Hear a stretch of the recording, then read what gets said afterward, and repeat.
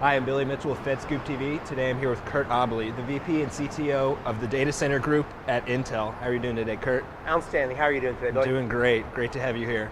Today I wanted to talk to you a little bit about data centers, especially in the federal government.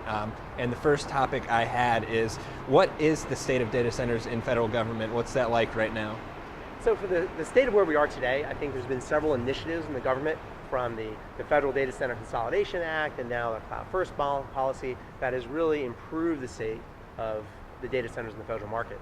But I think that we're now to a technology revolution happening in the data center area where, because of so much transaction, there's so much reliability, there's so much importance on everything coming to the data center and then delivering it back out. I think that this is a very disruptive time in the data center world. Speaking of technology disruption, a word you often hear is innovation. What kind of innovation is going on with data centers, and what is that going to mean for the future of data centers? Well, fundamentally, I think first there's a massive performance improvement in data centers that we haven't seen in a number of years. Yeah. And that's coming from everything from new chips to new systems, the introduction of cloud computing, big data architectures. High performance computing is going from land of scientists to easy to use applications that can take all that power, and then the software defined infrastructure that is now automating that so you can do it cost effectively.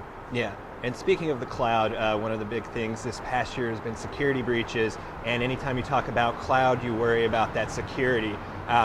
What, as a technology official, can you talk to government officials about the cloud to try to convince them that it's going to be okay, that you can secure the cloud and that it's going to actually make their work more efficient? Well, when everybody says, I'm going to secure something, the first thing that comes to mind is you're going to manage the risk associated with it. Yeah. And if you look at, say, the NIST executive framework, the first thing they have in that framework is to have a risk management program and to identify all your assets. The awesome thing about cloud computing is, because you're coming through a single portal, because you're coming through an automated system, the first step is you're identifying all those assets and how important they are to the mission or the business. That's fundamental. Once you can identify those assets, the automation is going in place that you can keep them up to date, you can be more resilient with them, ensure they're running on trusted compute where you have high confidence in what they are. And in this way, I think we're going to start seeing a shift, and as these new architectures come in, our ability to mitigate attacks and manage risk more proactively will dramatically improve. Makes sense. Well, that's all I have for you. It's been a pleasure talking to you about data centers.